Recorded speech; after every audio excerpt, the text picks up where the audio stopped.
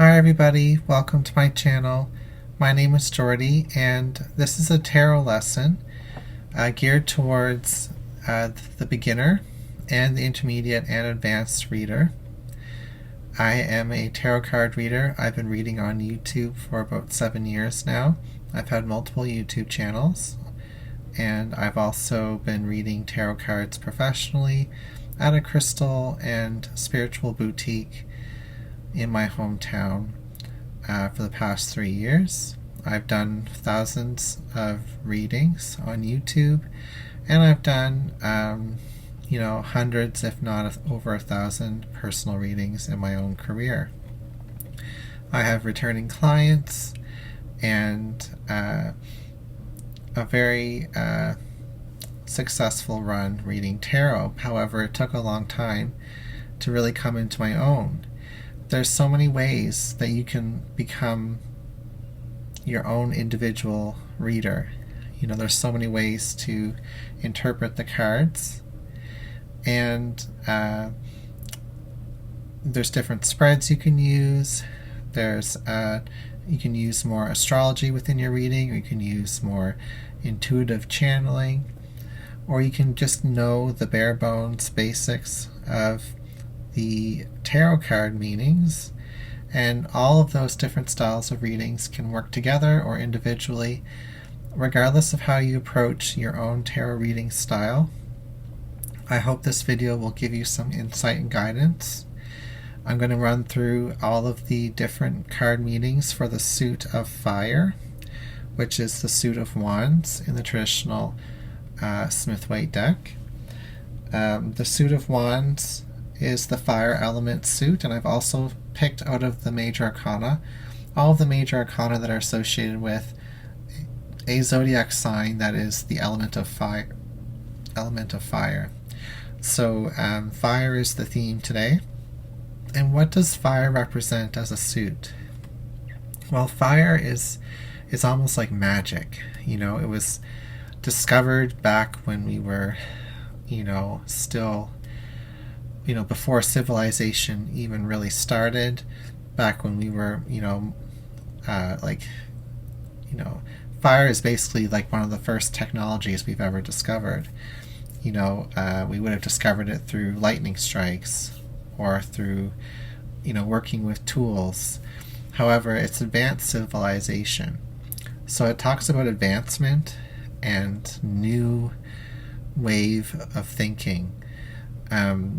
The fire element is an element that consumes energy, just like fire consumes. It's an element that requires fuel to burn, requires substance and passion. The fire element also it represents the element of wood, and wood is what is the fuel that fire burns from. And wood represents growth. In some ways, the wands have to be flexible, like fire is very flexible. It can move and flicker and change shape, but it's also inflexible, like wood. It is strong and sturdy, and can be used to build into our goals, our dreams, structures. So there's a lot of different qualities to fire, which are beautiful. So when you're looking at the suit of fire, and perhaps if you're doing a tarot reading and you notice there's quite a few wands cards showing up in the reading, you're going to start thinking of those key words that I've just talked about when it comes to fire. In the suit of wands, we have numbers 1 to 10. We also have the page, knight, queen, and king. I've put these cards in the order of how they appear traditionally when the deck is first unwrapped and taken out of the package. Out of all the 4 suits, the way I was taught, the way that I learned tarot, is that the suit of fire is the very first suit in the tarot deck, followed by pentacles, which is earth, which is then followed by air, the suit of swords, and is finished and completed by the suit of cups, which is water.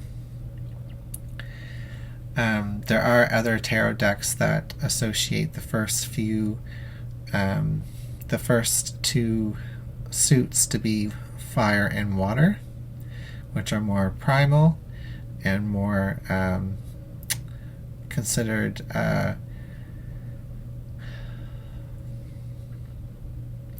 connected to energy, where the suit of air and pentacles are more advanced suits, and they are the last two suits in the tarot deck. So depending on which lineage you want to go with, it doesn't really matter, but I'm going to teach you going from fire, earth, air, and water.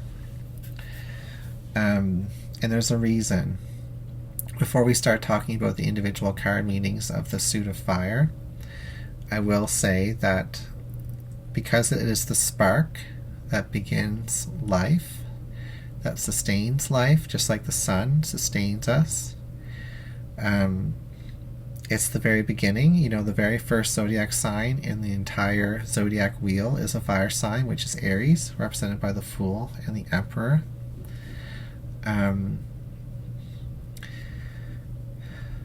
And we would be nothing. We wouldn't even be the human civilization we are today without fire. So it does talk about evolution as well. Now, a lot of times people think of passion, drive, strength, action, and progress when it comes to wands, but it's also a very spiritual suit. All four elements are spiritual. However, fire is magic, it is manifestation, because you can see the growth of the wood, you can see the transformation of the fire. So what else would I like to say about the suit of fire? When it comes to the court cards, which we'll go into towards the end of the reading, the end of this tutorial, I should say, are very ambitious. So fire is about ambition, as well as creativity, taking action. All these court cards take action. They also are entrepreneurial energies. They get things started.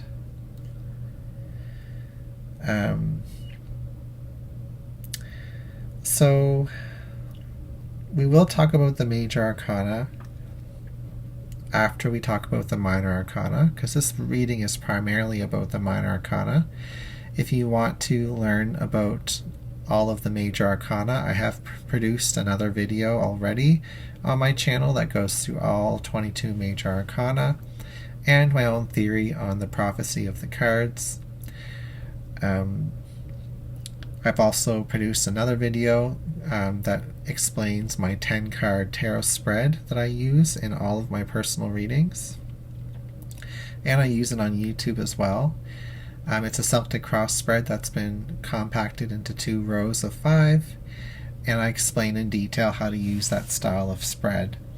So I hope you enjoy those other videos.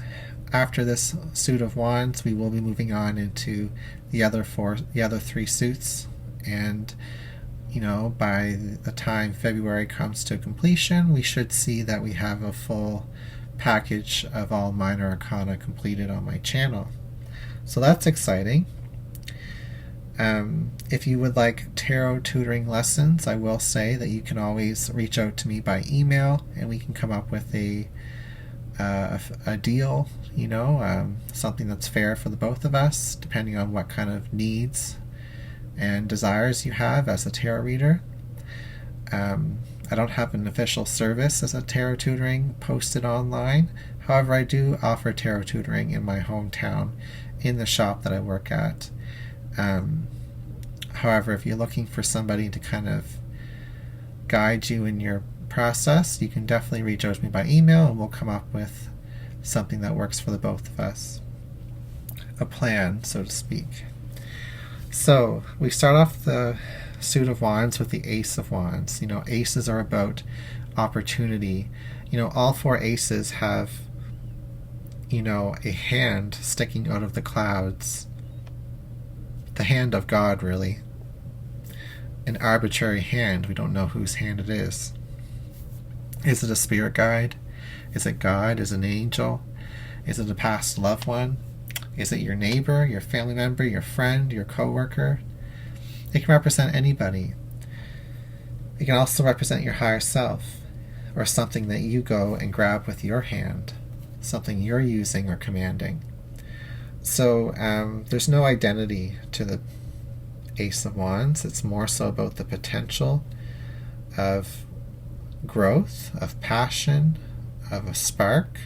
All the things that fire represent is beautifully summarized in the Ace of Wands.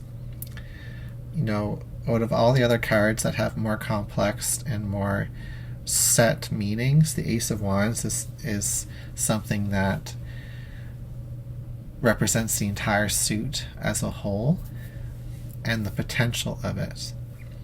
So if you want to think of some key words for the Ace of Wands, we're thinking new beginnings, new growth, passionate opportunity. This can be in relationships, this could be in career. You know, the suit of Wands is definitely a suit that can reflect career. And another key word for the Ace of Wands can be a spark, can be inspiration. It's a new idea. And it seemingly comes out of nowhere, you know. The Two of Wands shows a individual on a rooftop looking out over a valley, holding the globe in his hand. This individual has one wand that it's holding on to, and then the other wand is bolted to the side of the building that they're standing there with. So the Two of Wands, you know, like all the minor arcana in any of the tarot decks in this reading, in this tutorial, by the way, I will say that there are countless interpretations of each of these cards. I'm only going to give you the interpretations that I most use myself, and you can always expand upon that with your own ideas and teachings from other people. Getting back to the Two of Wands, however, I like to think of this card as networking, as a meeting between two people. It's about like brainstorming and getting some ideas started.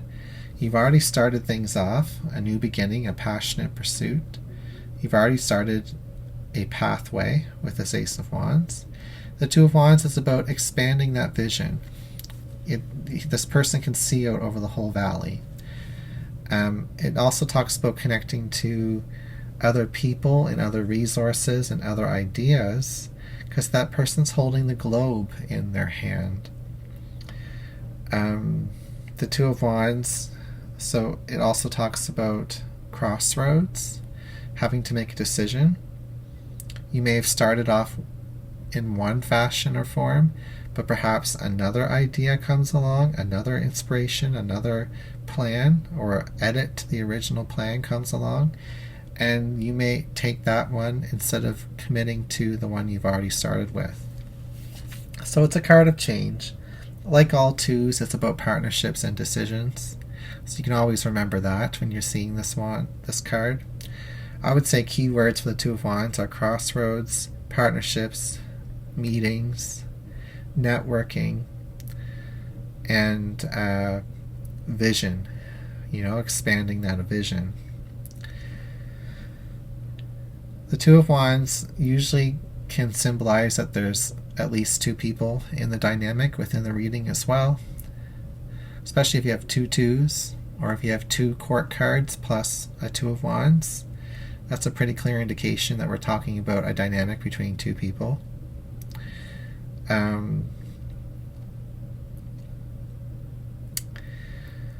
It's also a card of doorways opening. You can almost see how these two wands are like the two different panes to a door or a window. This person's going to walk through that pane or look through that window. I sometimes have even called this card a portal card. You know, being able to transport you into new places all the way around the world. It's a card of travel. However, it's not known for being a card of travel, but it's more so about like connecting to the world through communication, through ideas, planning your trip, so to speak. Now the Three of Wands. The Three of Wands is getting much closer to your goal. It's much more developed than the Two of Wands. You have two wands on one side, you have one wand on the other. You've foregone the comfort of your own home, of your own setup, and now you're out on undeveloped land here. You're about to stake your claim. The Three of Wands has little ships in a harbor, and this person is watching those ships coming into harbor. So a lot of times people talk about this card as like your ships are coming in, your ideas, your plans are coming into fruition, things that you've thought of or planned or worked towards are coming back towards you. And the Three of Wands is also a 3, so it can represent groups of people, 3 people or more. It can represent multiple ideas. When you look at this card, it's weighted more heavy on one side than it is on the other because of the 2 wands on one side, one on the other. So it does give you an idea of where to look next in a card spread. So you could be looking at the Three of Wands and thinking, well, what is this person manifesting? What is returning to this Three of Wands? What is, part of the plan? What has this person been working towards? Well, look towards where the 2 wands are, where this person is holding onto their hand. That's what the person is expecting. That's what the person is working towards the most. The wand that's just standing here on the other side is kind of just a benchmark of like where they started from. So you can kind of, use the direction of that card to your advantage when you're reading. Now, keywords for the Three of Wands are arrival, things coming back around, plans and expectations being met, power of manifestation, the magic of 3. And other keywords would be travel, long distance travel. This person's looking out all the way across the harbor to distant lands in the background of the image. So when I look at this card in a reading, I think of it as plans, expectations, things coming back around. I also think of it as travel, long distance travel. Those are typically the most common ways I interpret that card in a personal reading. It depends on if there's other Wands cards or Pentacles cards there. We could be talking about the planning and the development of goals versus other cards of travel could be popping up with this card, and it's simply talking about how you're traveling long distance, or how you have plans to go a long ways, or maybe you're returning back to somewhere where you once used to be. It's very beautiful. The Four of Wands is a bright and sunny card. It's the most positive out of all of the 10 minor arcana. The Four of Wands is vibrant. It's full of life. It talks about completions, having reached a goal, a milestone. It talks about celebration. In this card, there's people in the background. There's 2 people who are getting married. There's the altar which they're getting married at, and the abundance of the fruit and flowers that are tied above it. There's a castle in the background, a community in the background. So it's a card of community. It's a card of home. It's a card of reaching a milestone. So this is a very traditional marriage card in the tarot. It's a committed relationship. There's so many ways you could channel this card, a lot of people default to marriage and committed relationship or a milestone. However, those are very specific things in a tarot reading, and if you just go off by start by saying those keywords, you might be really off on what the cards are really trying to say with the Four of Wands. It might be deeper or more subtle than that. So oftentimes when I see the Four of Wands, I start by saying there's a commitment or there's goals that you share with another person, which could be marriage, which could be co-workers, and that you're working towards a completion. So it's a relationship different than the Two of Cups, than the Lover's card, because it's something that's based on a foundation. It's based on commitment. It's based on shared goals and beliefs. It takes a community. It's also a family card. It's very much a family card, but mostly kind of like a new family, like a new couple kind of thing, or a couple that doesn't have kids, because there's no kids depicted in this card.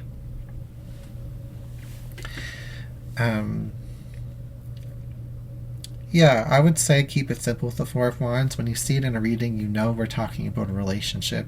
You know we're talking about life goals, and you know we're talking about some form of completion or milestone.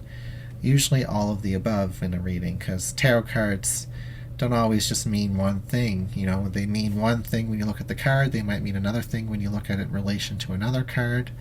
So you can pull multiple meanings out of the same card based off of the combinations you're seeing, and it's still all valid. I just feel like when people see the Four of Wands, it's easy to come out strong predicting what you think it means, and you really need to look for more evidence around you to see if it is talking about a relationship, or if it is talking about goals, or if it is talking about a milestone or marriage or commitment. You know, there's other cards that'll confirm that, because they also mean the same thing in some way or another. But yes, it's a card of celebration. It's very beautiful. It's like a party, kind of. An event. It's also an event card. A lot of times when the Four of Wands comes up in a reading, it's also talking about someone's home, whether they live in an apartment, a house. Usually it talks about a home that they live in. If I'm going to be really specific in a personal reading, it does talk about a home that they live in with a partner or with a family. But I would say a Ten of Pentacles more accurately, or even a Knight of Pentacles more accurately represents a home that someone owns as an investment, as a piece of property. Whereas the Knight of Pentacles and the Ten of Pentacles can talk about property and investments. So the Four of Wands is more so about like the hearth, what makes something a home, a place you return to, not necessarily owning a home. Okay, so the Five of Wands is a card of disruption, of chaos. You know, all five of these individuals, who look quite young, are beating each other around with sticks and showing off and playing. You know, they could be perceived as playing or competitively trying to get ahead of the other. It's a card of challenge, of change. Anything could change at any moment in this card. It's like the bubbling up energy of fire. It's like when a volcano is about to erupt. You know, things can go badly pretty quick with the Five of Wands. And traditionally people interpret it as a conflict card because it looks like these people are having a fight. The Five of Wands is a card of arguments as well. These people look like they're also arguing. But they could be playing. They could be a children card sometimes, like a group of children, or people who are acting like children. It also talks about the marketplace. It talks about the highs and lows and the competitive nature of, you know, different markets within business, within finances. It talks about trends. and it's volatile, it's unpredictable, it's a chaos card. You know, all the fives in the tarot represent change and chaos, or unruly energy of the element. We have the least amount of control when we're in the number 5, whereas number 4 is about like structure, foundation, and stagnation sometimes. Getting back to the 5 of Wands, I would say keywords would be competitiveness, conflict, fighting, arguments, as well as youthful energy, playful energy, and I would say never underestimate this card. It's almost like a tower card in a way. It can be downplayed when really it's quite destructive. And it's meant to be destructive. It's meant to challenge your goals. It's meant to test you. It's meant to see what you're made of. And oftentimes we find out who we really are in our own strength in the 5 of Wands. So the 6 of Wands. The 6 of Wands has this person riding a horse with a laurel wreath on top of their wand, a laurel wreath on top of their head.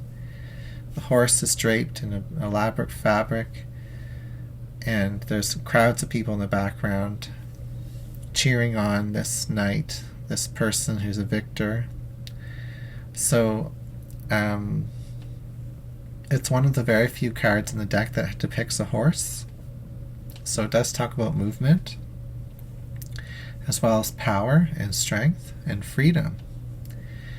It has the 6 wands, so 6s are about harmony and balance. You know, it's the energy after a chaotic 5. It's, you know, the 1 to the 4 is all about progressing to some form of completion. It's getting started, developing plans, seeing plans come to fruition, and then celebrating those plans. This is when plans fall apart. This is when we come out of it with a new purpose, the 6 of Wands. So it's a card of success. This person's traveling through the crowd, you know, and they're being risen up. They're being supported. So it's a card of support and success. It's a victory card. Sometimes it's simply called victory in a lot of tarot decks. It's also a card of pride and ego, inflated ego, inflated pride. It's a moment when you're supposed to be proud of yourself. And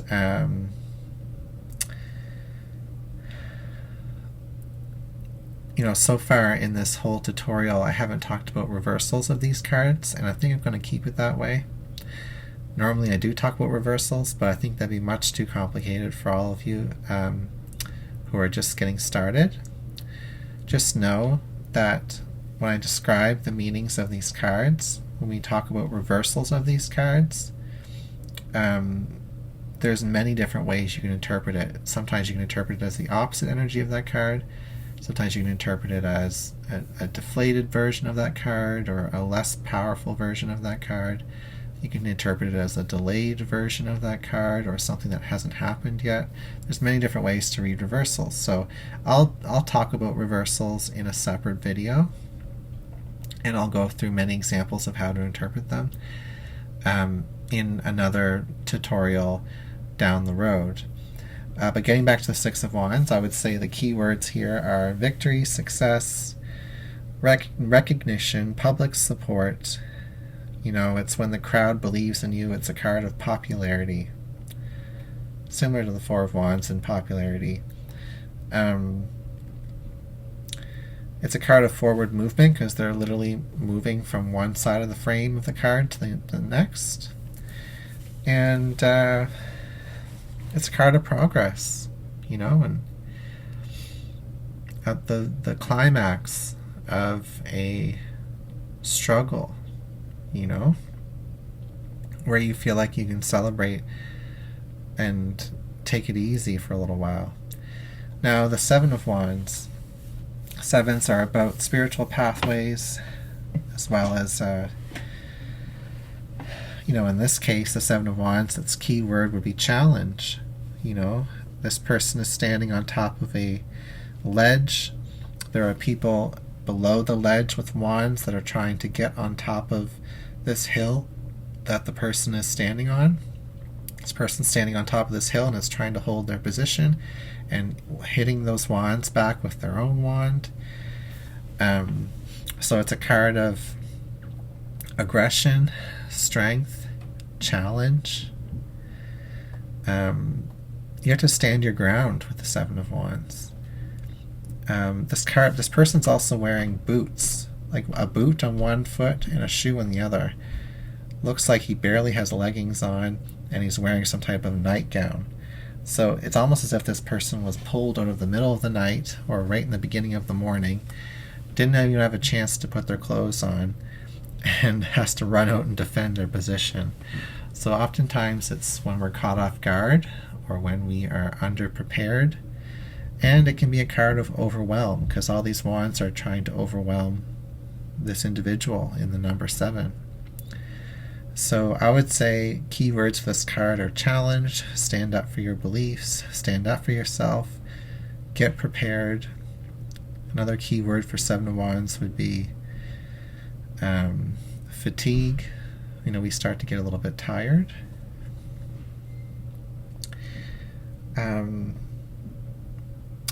I don't see too many energies with the Seven of Wands. It can talk about how strong you are, and it's a very simple card in my point of view.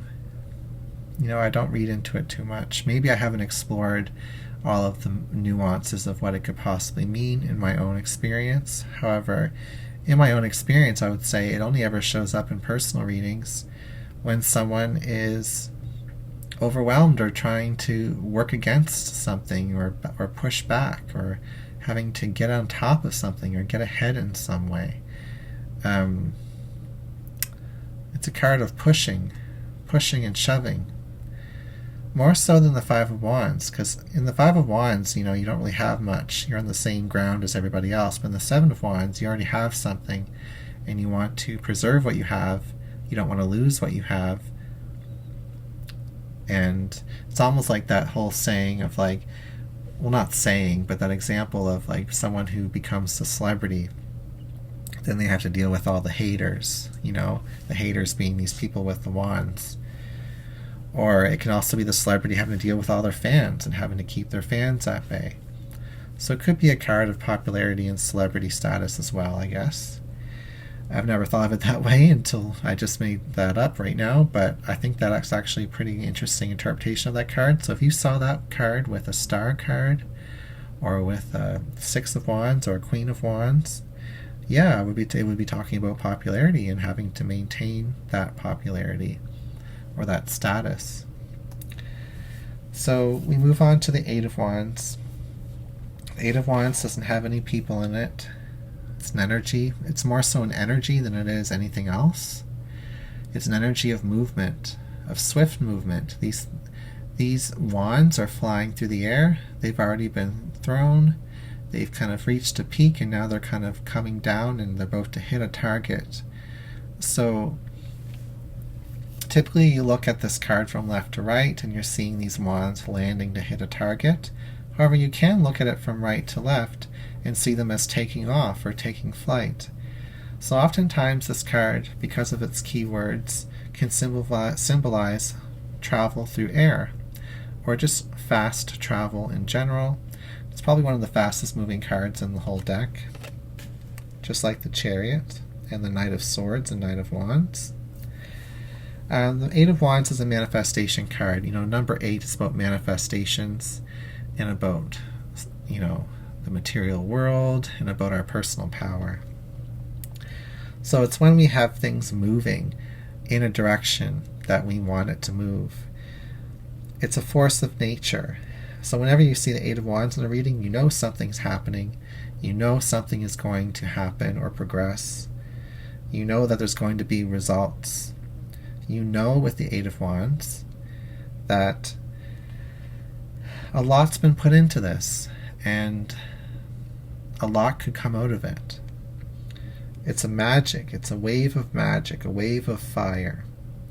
You can talk about extreme passion, like passion amplified times 8. You can also talk about the rods of love, which is a traditional interpretation of that card. You know, many love messages coming towards you, passionate messages, each one being one of the wands. So it's also a card of communication. I mean, these wands are flying through the air. Wands can represent ideas, and they're being communicated rapidly, back and forth perhaps, or maybe one-sided. It's kind of hard to interpret that either way, but you know, if there was a Two of Wands, if there was a Two of Swords or a Four of Cups with this Eight of Wands, I would say someone's trying to communicate a lot with you and you don't want to communicate back with them, or vice versa. If I see a Eight of Wands with a Two of Wands, or with a Three of Cups, or a Five of Wands, I would say there's lots of communication happening back and forth, you know? So you can interpret it in different ways. It's one of the magic cards in the tarot. It's very much related to the Magician card. And to me, I don't know about the planetary origins of this card. However, I think of it as my Mercury retrograde card. Because when this card is reversed, to me it's like Mercury's in retrograde. It's doing all the opposite things of the Eight of Wands. When it's upright, things are flowing. Communications are going to where they need to go. Things are happening. So to me it represents like not only just Mercury being direct and not in retrograde, but just like the planets being aligned so that things can actually flow and happen. So it's kind of like a celestial card for me, of opportunity being open. And keywords for the Eight of Wands would be results, manifestations, communications, passionate communication. I would say another keyword for Eight of Wands would be swift change, swift movement, hitting a target. Okay, and that's what I've got for the Eight of Wands. Moving into the Nine of Wands, I mean that's a lot of wands at this point, and wands are energy. So this Nine of Wands is kind of tired, kind of beat up a little bit. He's got a bandage on his head, or her head. He stacked the wands in a form that, in a way that's going to protect himself, perhaps from the incoming energy of the Eight of Wands.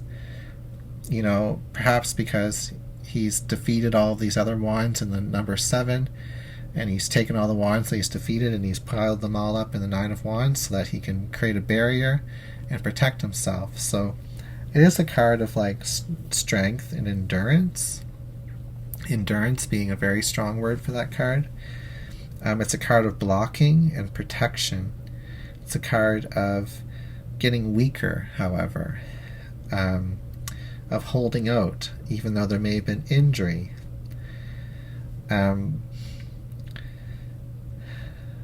The Nine of Wands is about vulnerability. There's an open spot right here between one side and the other side of these wands.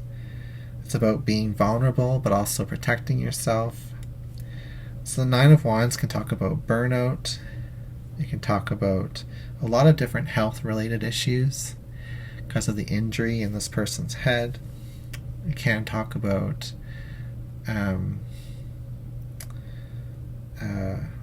well, I will say this: if you're more experienced with tarot reading and you're able to channel messages beyond the cards, I would say when you see a Nine of Wands, open your mind up to the possibility that this person has gone through or is currently going through an illness or an injury, specifically an injury, and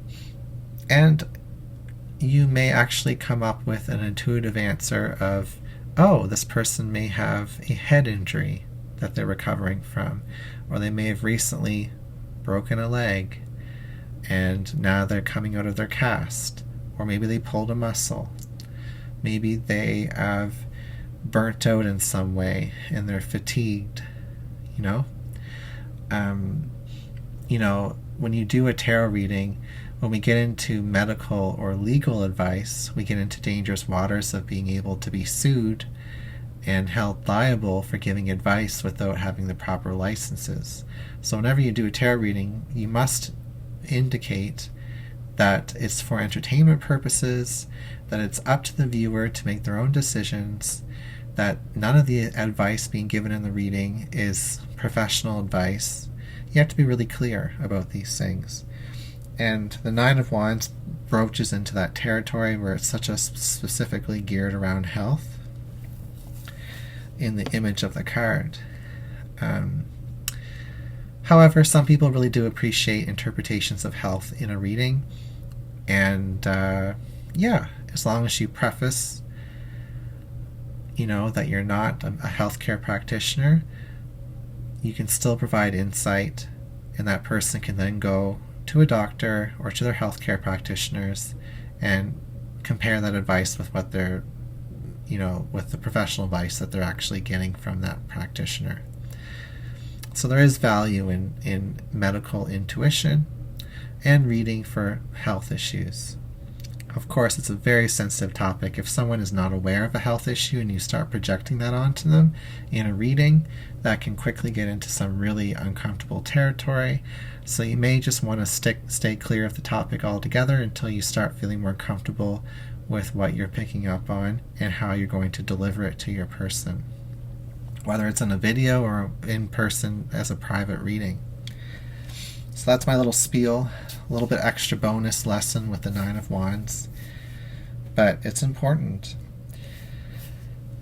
So keywords for the Nine of Wands are vulnerability, endurance, strength, weakness, as well as barriers, blockages,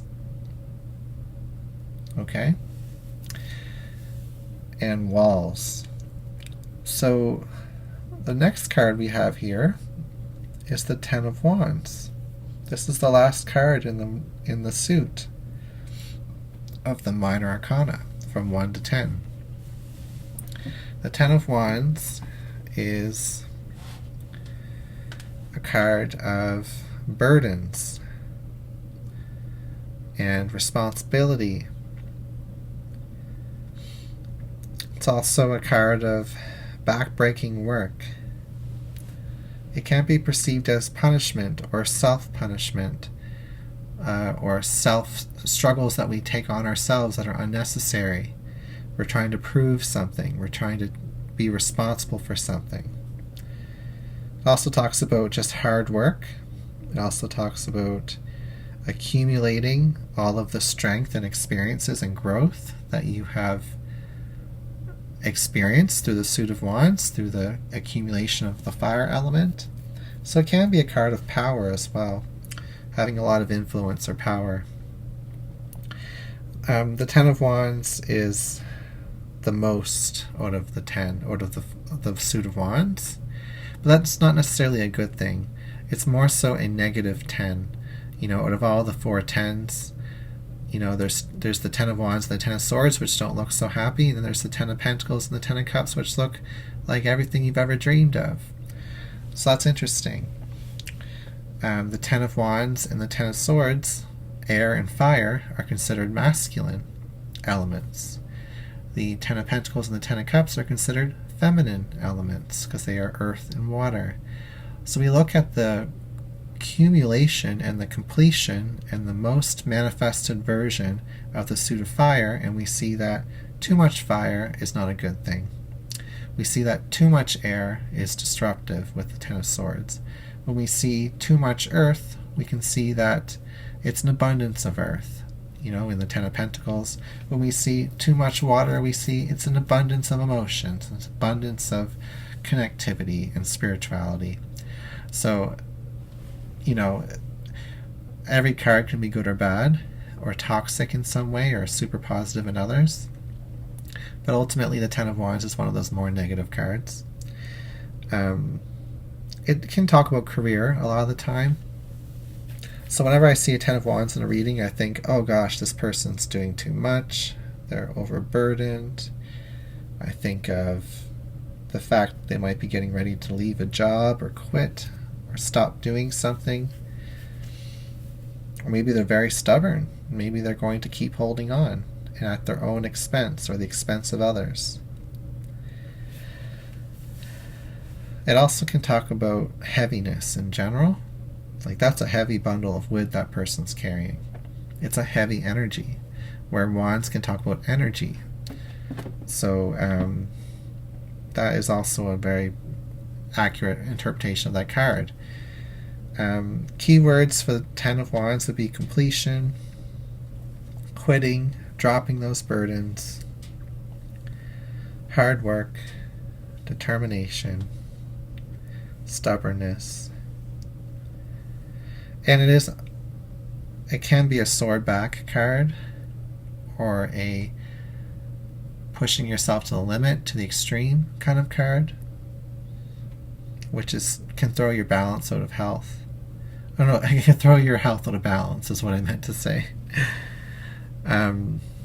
Okay, so we're out of the numbers. That's fantastic. You're doing so good so far. I recommend at any point throughout this video to pause it and to take a break, have a glass of water or a sip of wine or a cup of tea, grab a snack, and then come back to the video, and we'll move into the court cards, the page, the knight, the queen, the king, and we'll also briefly talk about the major arcana that are associated with the fire element. So the court cards are interesting. This is the first time I've talked about them on this channel. I'll talk about them again in each of the other minor arcana videos. Honestly, the court cards deserve their own video altogether. They are very complex. They are challenging to read. I don't care what you say. I really respect court cards. They are individuals. They are people, or they are archetypes of people. So they're unpredictable. You can know the qualities of a court card or a person based off of these cards, but there's always more to them than that. And multiple court cards could talk about the same individual, or they could talk about multiple people. So that's where you want to look for other minor arcana in the reading that symbolize perhaps the amount of people being in a reading, maybe 2 or 3 or 4, or a group, or a whole mess of people. So the Page of Wands is a new beginning. The Page of Wands is the youngest. It's a youthful energy. It can be interpreted as a child, a teenager, or a young adult. Or it could just be you, tapping into those elements and energies of within yourself, even if you are older than a page. A Page of Wands is a go-getter, they start a riot, they start a movement, they start trends, they create trends, they're very creative, they're very popular. The Page of Wands may have trouble deciding on what their passion is or what their focus is going to be. They may get excited by many different things. They may have many different hobbies and passions. However, it's a spirit of adventure. This card is a travel card. If you see it with the Three of Wands, or with the Wheel of Fortune, or if you see it with the Flying Angel of the Temperance card, or the Chariot card, or the Six of Swords, you know that this Page of Wands is talking about adventure. So it's my vacation card. This person's traveling to see the pyramids here, in very fancy clothes with a feather in its cap, So it's like a tourist energy, or an explorer. The Page of Wands is my favorite card in the whole tarot deck, actually, and I've said this in many different videos.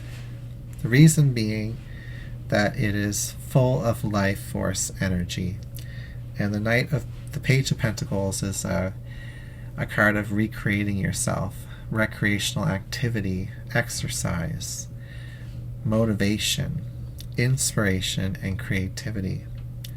So keywords for the the Page of Wands, I would say, is a new beginning, an adventure, travel, recreational goals, and individuality.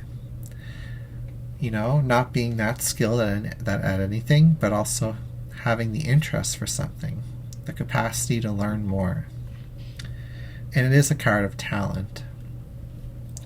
So the pages are messengers to the court, to the kings and queens. They act on their behalf. They negotiate. They do the work of the kings and queens. They are very important in the court.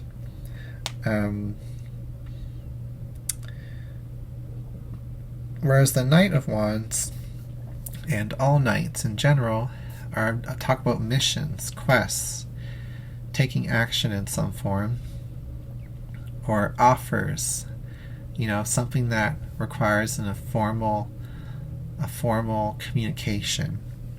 The page is more relaxed, it's more easygoing, it's less serious. The knights are more energetically charged, they have horses in them. So with the Knight of Wands, this is a card of fast movement. This knight is dressed in beautiful clothes with a flaming helmet, a wand which he can use to police or control the crowd. They might not necessarily be a warrior, but they may be a law enforcement.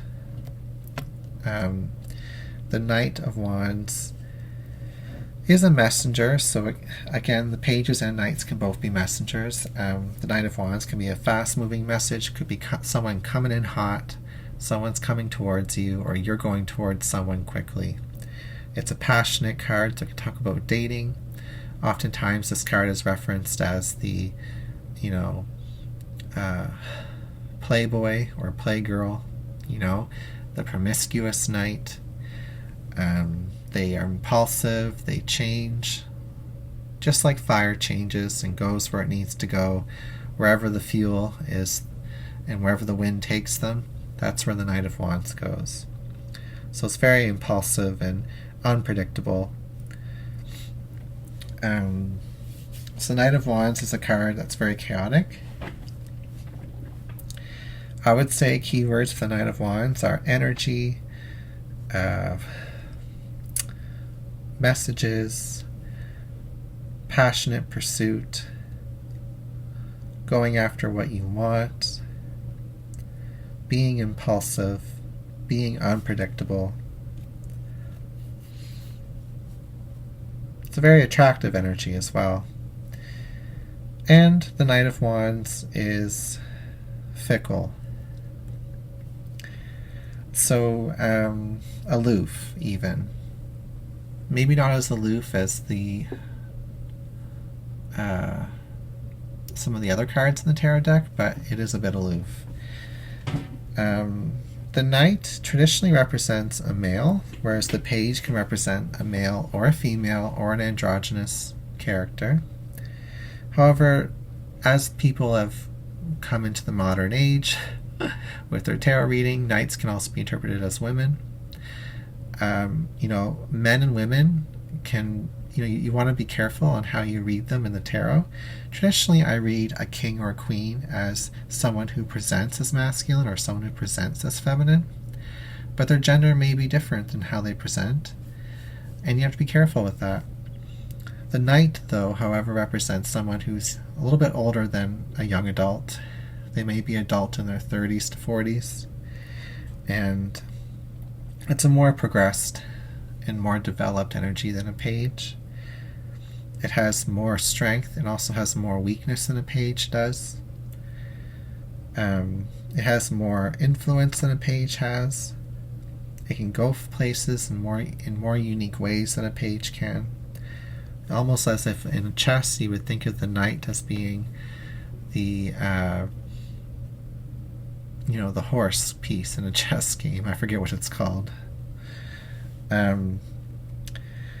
So if we look at the Queen of Wands, actually, if I want to say this one thing about the Knight of Wands, the Knight of Wands is looking back towards the past, towards the west. Actually, not the west, sorry. The Knight of Wands, I'm just noticing this right now anyway. it's looking towards the page. The page is looking towards the knight. It's almost as if the page wants to be more like the knight wants to be more like the page.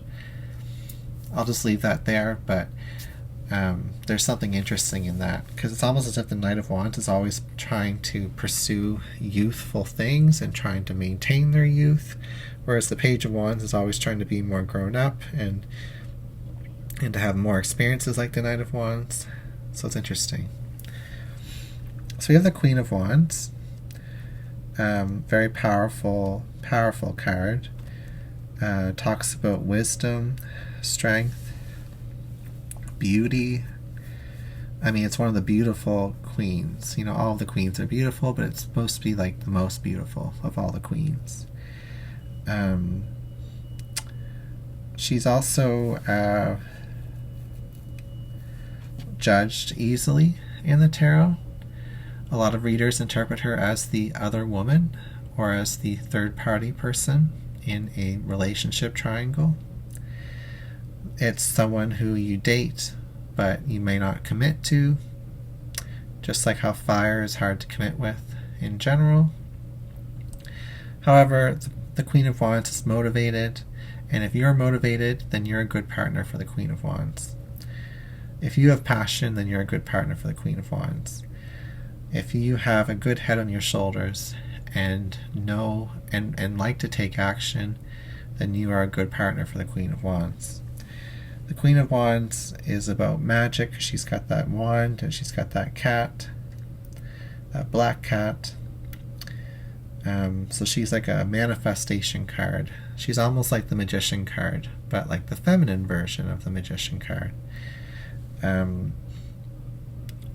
She's also known to be someone that people will turn to for wisdom.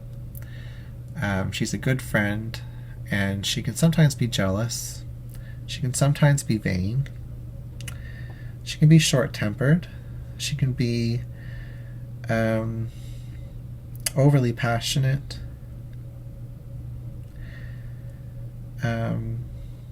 But usually she's kind, especially to people who respect her. She is a card that demands respect, just like all the queens do, but the Queen of Swords, the Queen of Wands very much demand respect. The Queen of Swords will detach if you're not respecting them or cut you out. The Queen of Wands will combat with you and fight you if you don't respect them, or will plan and work against you.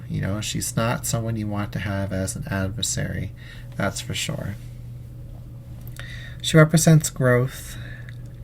She represents beauty, like I was saying earlier, and manifestation, being independent, being powerful. No one tells her what to do. It's very powerful energy. You can be a male and have all those qualities of the Queen of Wands. I'm just saying her because she's depicted as being female in the card.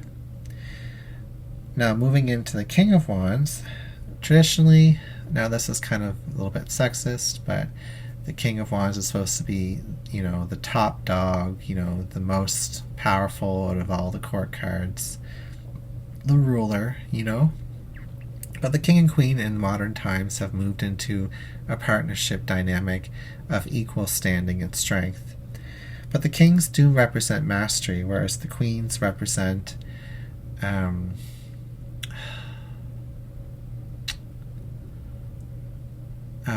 like a more yin version of mastery. Like they represent like a more well-rounded version of a suit, something that is more soft or more changeable, whereas the kings are more fixed. The kings are more stubborn.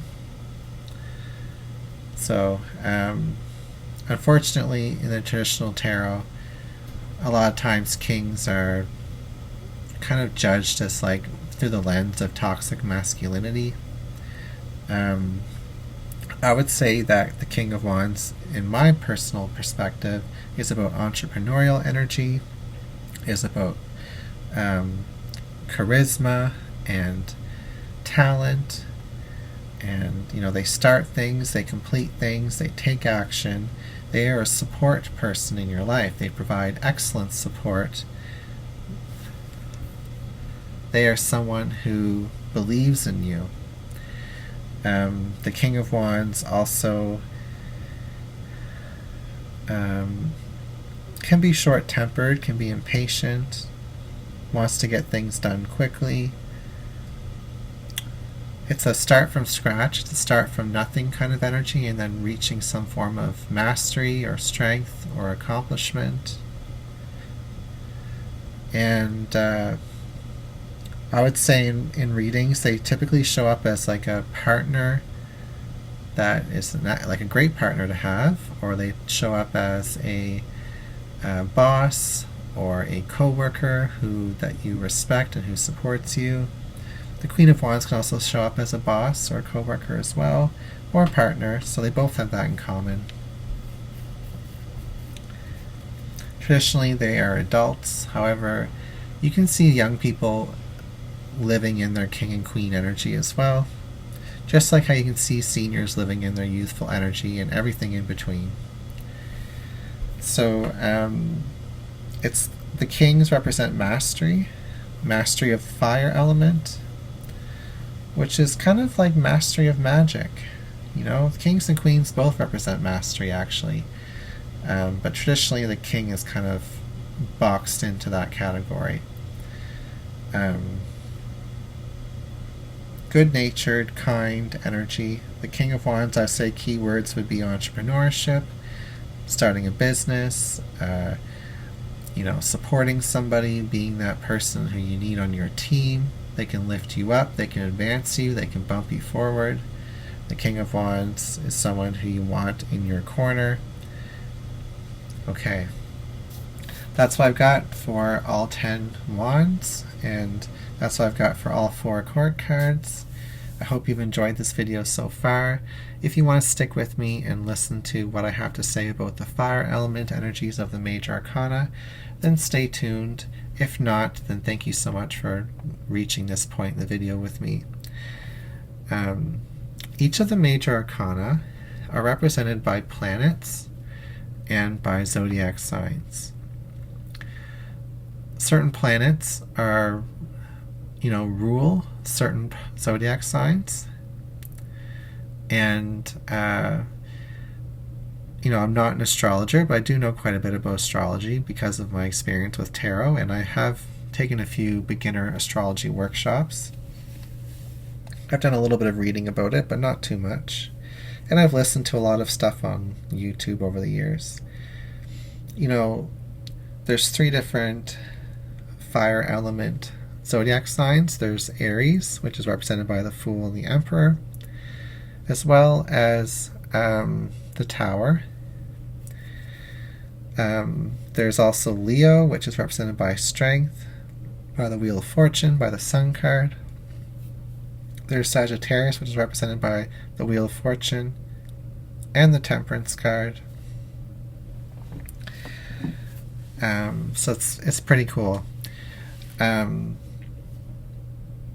not an equal amount of zodiac signs representing major arcana, but there's typically at least 1 to 2 cards, possibly 3 or 4 in the major arcana that match up with a zodiac sign. Major arcana talk about the personality types as well as what those zodiac signs represent. They also talk about the image of the card, the energy of the card. They are major, so they are archetypes. They're part of a bigger story than just our day-to-day lives of the minor arcana. They can represent people or an energy that a person is working through. They can represent the energy of a situation. They can also represent how the divine are connecting to us, or how we're connecting to the divine, how we're connecting to the world around us. So the Fool card is an Aries card, and so is the Emperor. Interesting how the Fool is this young, naive character, and the Emperor is somebody who's got it all figured out. So they represent 2 different sides to Aries. The Tower card is the explosive side to Aries, the Mars in its conflict and change mode. The Tower card is all about change and about explosive action and destruction and all of that. And the Emperor is also about destruction because he's like the leader of a war, you know. But he's also about discipline and about the military and about the law and order and the strength of an Aries individual. They're all quite masculine in nature. So we see the ram's symbol in the Emperor card, which is all about Aries, because Aries is the ram. So that's interesting. We have the Strength card, and we have the Sun card, and the Wheel of Fortune, which has Leo, the lion, in it, are all Leo energies. Leo is a fixed sign, whereas Aries is a cardinal sign. Cardinals start things. They are the initiators. Fixed signs are the sustainer, are they're fixed into place. They're stubborn, they don't move. They create a foundation for the zodiac signs. Leo is about family, about creativity, and about strength and positivity and outward appearance and energy. We can see that in the Sun card. We can see that in the Strength card. And Leo is one of the four corners of the Wheel of Fortune. It's one of the four directions, so to speak. Perhaps the summertime, whereas Taurus is the spring, Scorpio is the fall, and Aquarius is the winter.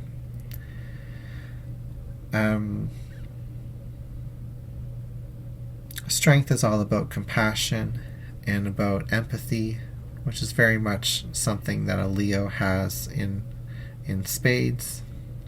It's also about reactivity and aggression, which Leo can also be that way. The Sun card is about vitality, about creativity, about hyper-positivity, and about being on showcase or display. It's also a youthful card because it's a child on a horse. So that's interesting. The Wheel of Fortune is traditionally a Sagittarius card, but it has all four fixed signs in the four corners of the card. So, it's got a bit of Leo in there. It's got a bit of Scorpio, Aquarius, Taurus. It's also an education card because the last Sagittarius is a mutable sign, which is a sustaining energy. It's not fixed. It's not cardinal. It's mutable, so it's changeable, and it also maintains things. Maintains the balance. You can see the balance in the Temperance card.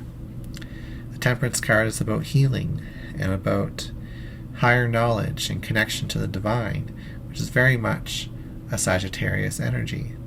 The Wheel of Fortune is about education. There's books in the Wheel of Fortune. It also talks about expansion and change, which is very much something that a Sagittarius thrives within. Sagittarius is ruled by Jupiter, so it's an energy of abundance and expansion and awareness. Temperance is a connection to the divine. The Wheel of Fortune is a connection to the universe and the changing factors.